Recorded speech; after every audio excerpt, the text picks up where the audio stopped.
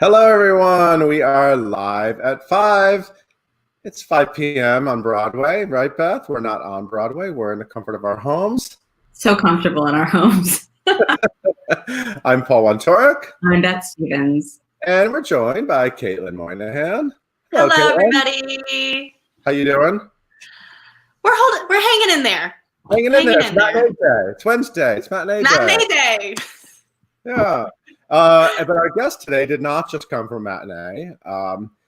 Who's here? Beth? Our favorite Phantom, the original Masked Man. Your favorite? Wait, your favorite Phantom? These are fighting words. One of my favorite people in the world. Let me put it that way. And a great vlogger for Broadway.com with Face Off. He always says this, Face Off. Ben Crawford. Yes, Ben Crawford. Fantastic. He is pretty great. We will get to him. But first, let's do today's news.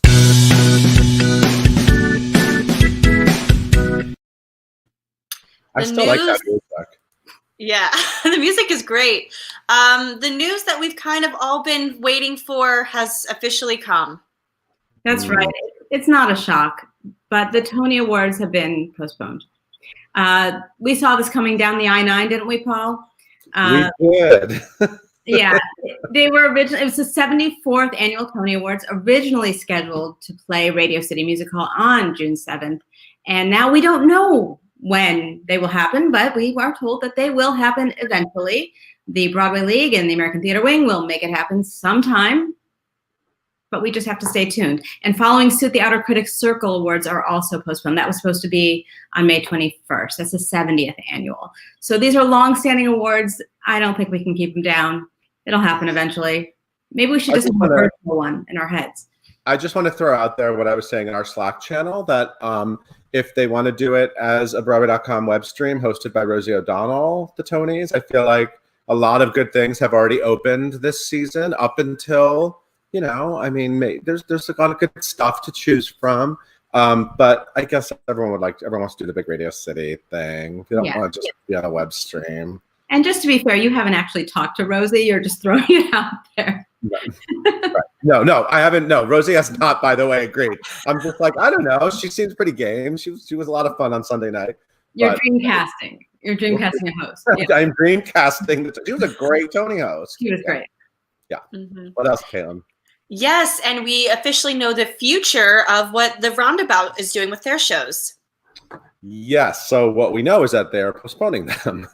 So Carolina Change, which was supposed to start March 13th, the hit revival from London, and Birthday Candles, the new play starring Deborah Messing that was supposed to start April 2nd. They've both been pushed to later in the year, probably in the fall. Deborah Messing will still be in Birthday Candles. Sharon D. Clark, who won an Olivier for Carolina Change, will still be in that one. Roundabout also announced that two of their off-Broadway spring plays, Exception to the Rule and What the End Will Be, are both now opening in 2021. So all the official dates will come out later. But again, we don't have to worry about these shows. They are coming back. We just have to wait a little bit longer. But I'm sure that's great news for all the talent involved in the shows and sort of give a little Roundabout subscribers. Oh, yeah, exactly. And all the subscribers. Yes, and these classic tunes are getting a live remix with this new series. This is heartwarming to see Laura Osnes reunite with Jeremy Jordan. Of course, they were in Bonnie and Clyde together. They weren't that together. They were. Yeah, I know that. I was alive for that. So what they're doing is Rodgers and Hammerstein, which is R&H Online, is having a concert series. And it kicked off today with a live stream concert. And it was at 1:00 today. And Laura hosted, and Jeremy performed from Oklahoma. He performed Oh, What a Beautiful Morning, which is so cute and wonderful. And Jordan's track originally launched the R&H Goes Pop series that we talked about back in January 2019, actually. So that's going to be an ongoing thing, and we're going to see more and more with that. And there's a little Q&A with the performers, but come on, Laura and Jeremy together, that's going to make you smile in these times right now. So there will be more stars and more episodes coming up. Cool. Definitely. Yes, and we're sticking with a live stream theme here, and a bunch of stars are going to be hanging out on SiriusXM. Well, so Seth Rudetsky, who is, of course, SiriusXM personality, and his husband, James Wesley, they started right away. They started like 2 days after the shutdown. They started their Stars in the House series, which is raising a lot of money for the Actors Fund. And you can catch all of this on the Actors Fund YouTube channel. And so they're doing it every day, you guys, at 2. Every day is matinee day for Seth Rudetsky. At 2 and 8. And there's a lot of live performances. There's a lot of interactive things with fans and people donating money. And they have an amazing guest. So today they had Tina Fey and Jeff Richmond, her husband. They were on. Colin Donnell and Patty Murin are going to be on. Matt Bomer will be on. Colleen Ballinger, aka Miranda Sings. A lot of people are going to be on this week. So we just wanted to give them a shout out. Seth is doing great work over there for the Actors Fund. And, just always Seth never runs out of energy, right? I mean, just keeps on going, the Energizer Bunny. So, so check all that out. There's so much like free entertainment right now to get out there. Yeah. That's it for our news, right? Yep. But hey, that wasn't bad. It wasn't like all gloom and doom. I mean, the tone, it's all going to be good. Everything's good. We're going to come back. Broadway's going to happen. Just not now. And you know what else is going to come back? The Phantom of the Opera. So, I mean, let's get today's guest in here. Caitlin, why don't you introduce them?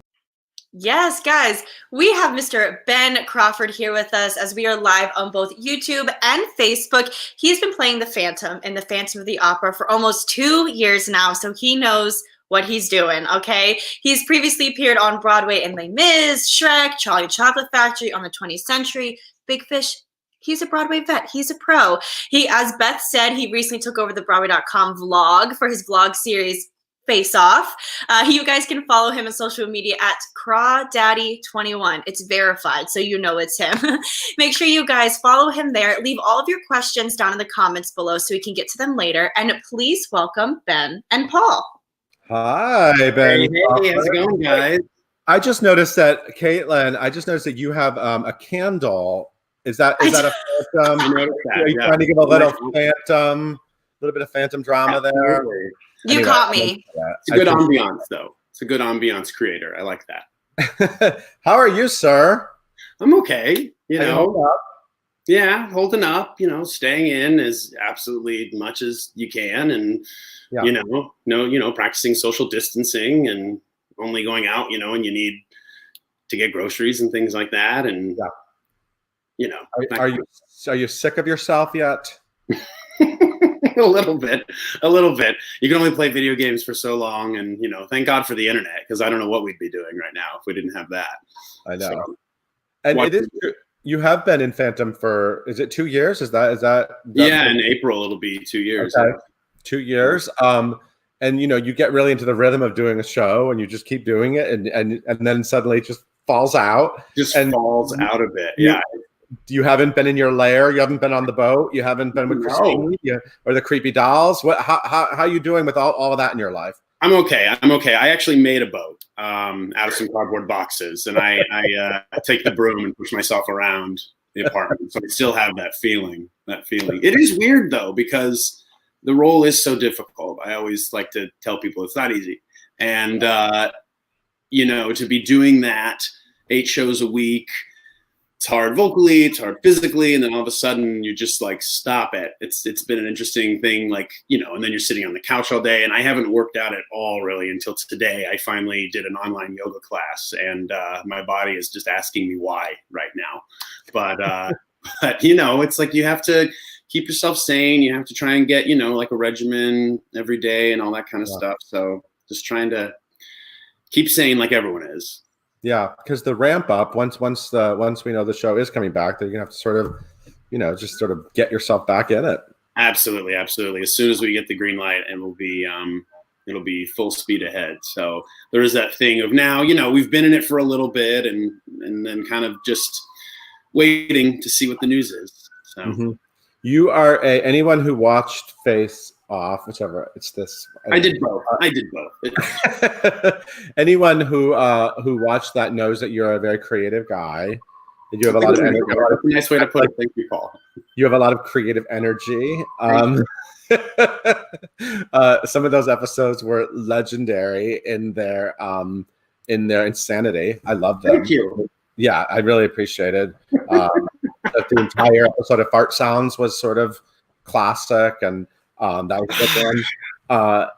Yeah, I really got a glimpse at you and sort of what's in your brain, and you're a very creative guy. So how are you dealing with all that? Do you have any outlets that you're sort of doing alone in your apartment? Or yeah, I haven't. It's been mostly like TV and video games, to be honest, right now. But there is that creative thing is bubbling up, and watching other people put things out there, and you're like, oh, I should do something. And I have the means to do that, like a small little keyboard and a microphone and all that. So it's just been interesting with the news and stuff like that. And I think that's one thing where I've just been, today was the first day I didn't wake up and turn the news on, and I think I felt better throughout the day because of that. Because it's not going to be great for a bit. So I think that helped me a little bit today. But there is those creative juices flowing, and I'm the kind of person, once like I get an idea for something, it will come to fruition, and I'll start to roll with some momentum with that. But it's been a lot of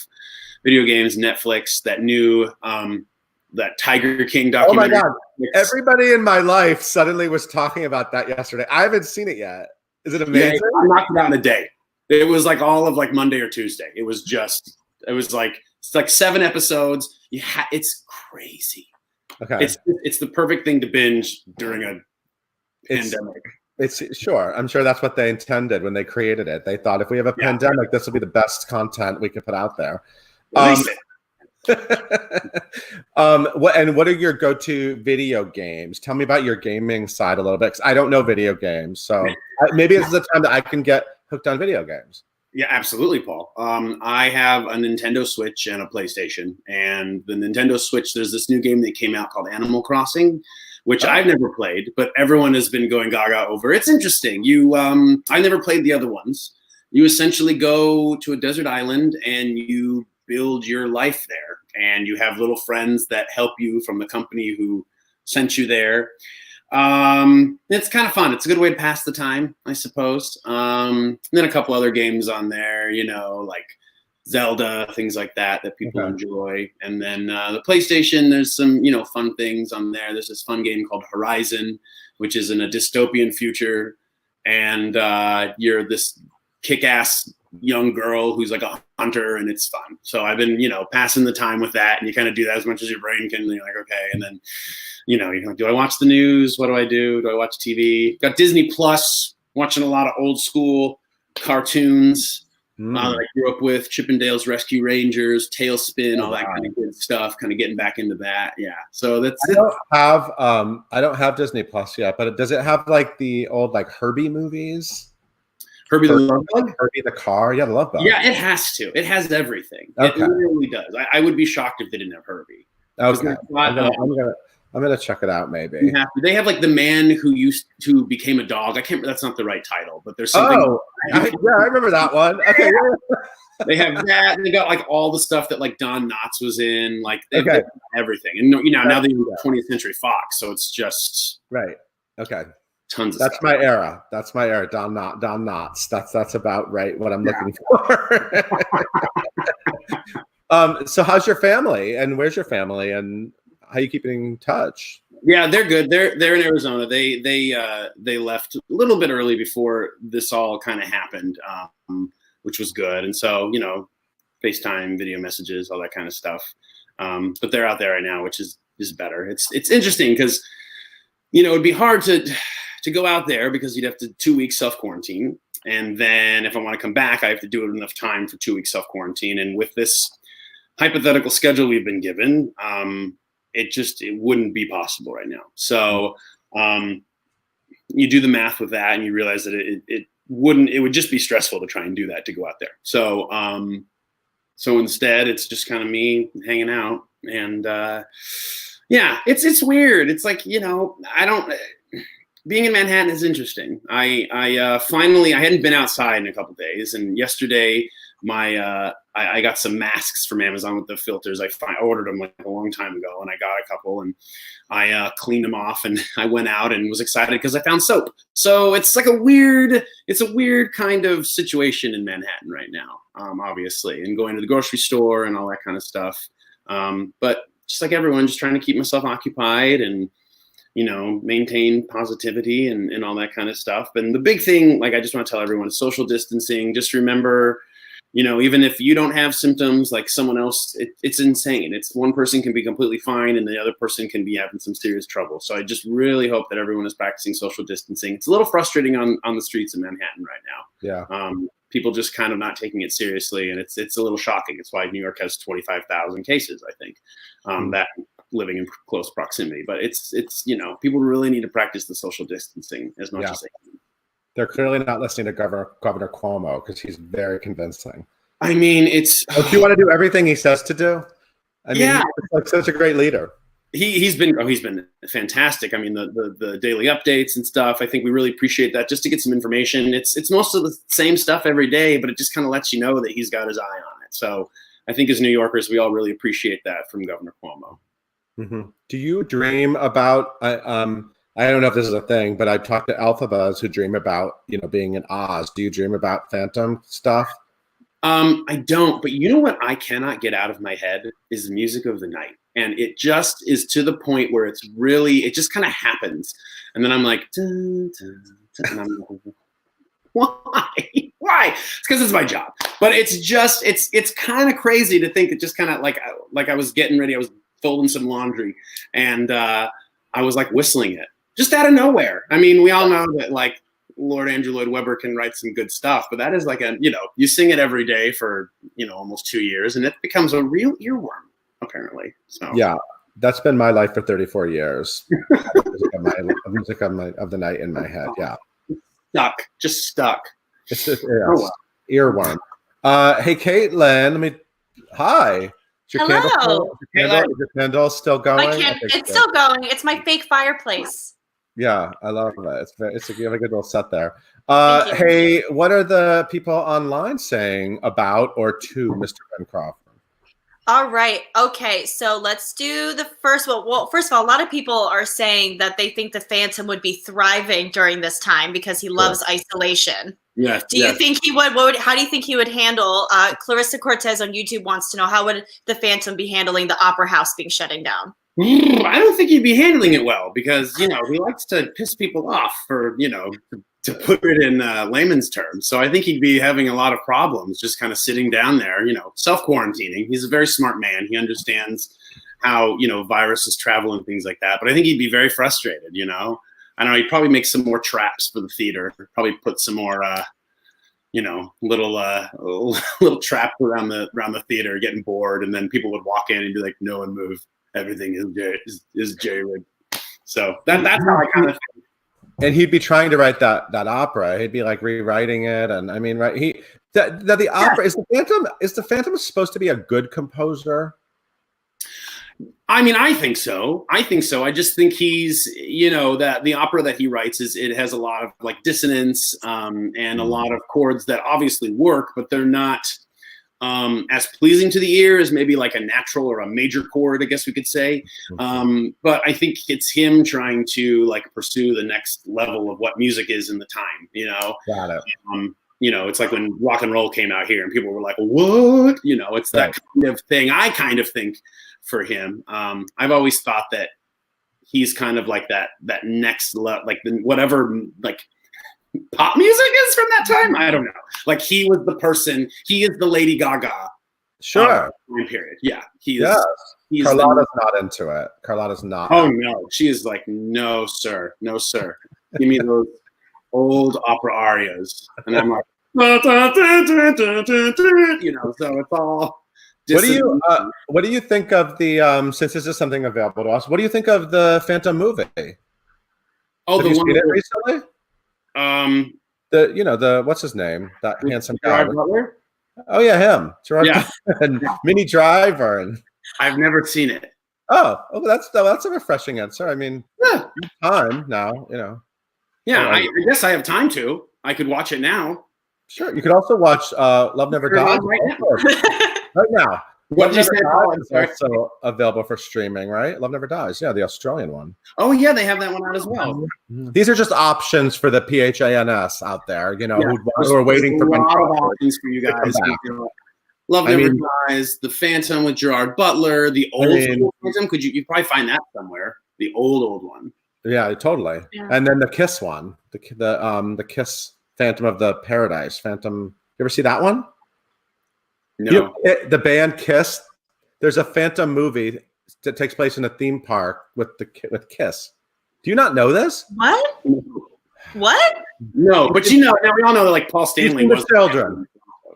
Did you say Paul? I'm sorry. I was made a joke yesterday that I was teaching the children. So I'm teaching the children. It's a time for education. Kids are home. I'm glad you should look up. They need it. They're not getting it right now. This is perfect. But Gerard Butler is no Ben Crawford. We all know. But Ben Crawford is no Gerard Butler. Hey, Caitlin, what else are people saying? Yes. Okay. So I actually have a lot of people asking about Terrance. Nikki, Joanne, Elizabeth, and Michael all say they fell in love with Terrance from your vlog. How is he doing? He's good. Terrance is good. He's holed up with his dog. He's having a good time. He cracks me up. He's nuts. Obviously, yes, I would. It's so funny because I'm so not excluded, but it's very hard to interact with the cast because I essentially have one scene partner for the show and the way the show is built, and so it became a lot of like, how are we going to do this? Trying to figure out new things, and there'd be some times where it's like, let's just like scare Terrance or go see if Terrance is talking. I know there was a story he told that you guys didn't put on one of the vlogs because it was like it's hilarious, but you didn't post it. He didn't know I was filming him talking about it, but he has the funniest stories and craziest stuff that's happened to him. And obviously, he scares it no matter what. I mean, there's been days where I'll be like, hey, Terrance. He's like, hi. And I'm like, whoo, and he jumps. So, I mean, yeah, Terrance is doing well. He's, practicing that self-quarantine and all that stuff. But he's good. He's good. He was a genuine like sidekick, vlog sidekick, co-star. Yeah. Yeah. We were talking about he's going to get his own pilot from it, his own sitcom. It's like a Terrance reality show. Just him just complaining or whatever it is. He's great. He's great. His off-key singing. Oh, God bless you, Terrance. Love Terrance. Okay, so Colleen Dermody on YouTube wants to know, Ben, if you could be quarantined with another Broadway character, who would you want to be quarantined with? Broadway character? Yeah. Probably the genie. Because I can whatever I wanted. I guess, 3 wishes, but still, we'd have a good, he'd be like, I'm bored too, man. I've been stuck in the lamp. I get this. He would understand my pain. So right. I think the genie would be a good selection. Okay. For a quarantine. He seems like a lot. Sure. He seems like a lot. Yeah. Like a lot of energy. That is a lot of energy. And I am, I like to give up that energy sometimes, but there needs to be a rest moment. I don't know if I could tell him to go back in his lamp. That's a good point. Ooh. Maybe I feel like they get a little annoying. Okay. That's your choice. That's your choice. Maybe I'd look for a soundproof booth for him to live in every once in a while. Sure. That's so good. Okay, so Nikki Martin on YouTube says, Ben, most importantly, how are you getting your craft beer during all of this madness? Well, that's something, some things you have to make a sacrifice for. So, unfortunately, there's not a lot of craft beer. There's, I have a grocery store nearby, so I can satiate myself through the grocery store. But the craft beer, just kind of has to unfortunately be put on hold for right now, but there's plenty of beer nearby, so I'm not too worried about that. You'll be all right. There's the little sacrifices. Exactly. We all have to make some. So love it. All right, you've got time for one more question. Yep. And Elsa Culis on Facebook says, I remember hearing somewhere that you were pursuing pediatric medicine at one point and decided to go in acting performing. Is that true? / what made you decide to make that switch? Yeah, it is true. I started school in planning to go to med school. And things weren't that bad, but then I got into like organic chemistry and stuff like that. And while I appreciate math, some of that math is difficult, as they say. And I started to, think and reevaluate. I was very fortunate. I had very supportive parents. I changed my major probably 4 times in my first semester at school. Doctor, and I was like, maybe a psychologist, maybe a lawyer. And I was like, and I went to the theater school and started talking to the advisor about not even acting, just getting into the theater school and what I could do with that. And we started to talk about the idea of being a teacher, and I come from a long line of educators, so that became something that was very attractive to me. And it kind of turned into musical theater. It wasn't that way. And they said, well, have you performed? And I said, yeah, there's a performing aspect, right? This is a guy who had done like a couple musicals in high school and auditioned, and they called me the next day and were like, we'd like you to be in the program. I was like, oh, cool. And didn't realize like how neat that was to be called and asked for that kind of stuff. But I jumped into it after that. But I absolutely was. I wanted to be a pediatrician, and I love working with kids. So it seemed, I love kids, and I loved advanced biology in high school, and we dissect something every week and learn about it. And like the human body just still amazes me. So, it was a path, and then organic chemistry jumped in the way. So. Well, I'm glad that we get to hear you sing and act and do all your drama and all your shenanigans. So I'm glad you chose what you chose. I was just thinking, I think Shrek might be a fun quarantine buddy. It would be, but it'd be very smelly. It would be smelly. It'd be smelly, but like just kind of chill and like, I don't know. I could see him if like the power went out, he could just pull out an earwax candle. So you would also. You'd be able to do that, as long as you don't talk a lot, he would probably be okay with that. So, hey Beth, what character would you want to be quarantined with? Oh my gosh. I don't know, but I will say that the Phantom wears a mask, and that's very helpful right now.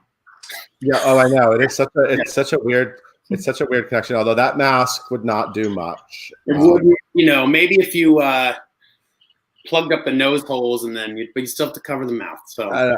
Yeah, I don't know. I know. That doesn't seem like the best idea. Mr. Ben Crawford, thank you for joining us. My pleasure. There. Good luck with the gaming. Keep in touch. Stay healthy. Stay sane, and all that stuff. Okay. You guys too. It was great to talk to you guys today. Thank you so much. Hey, Caitlin, why don't you? Gladly. Thank you guys so much for tuning in today. We are live at 5 home edition every single weekday. You guys can follow us along wherever you get your podcasts by searching for #live at 5 and hitting that subscribe button. Be sure to tune in tomorrow when we go live on both Facebook and YouTube with Michael James Scott of Aladdin.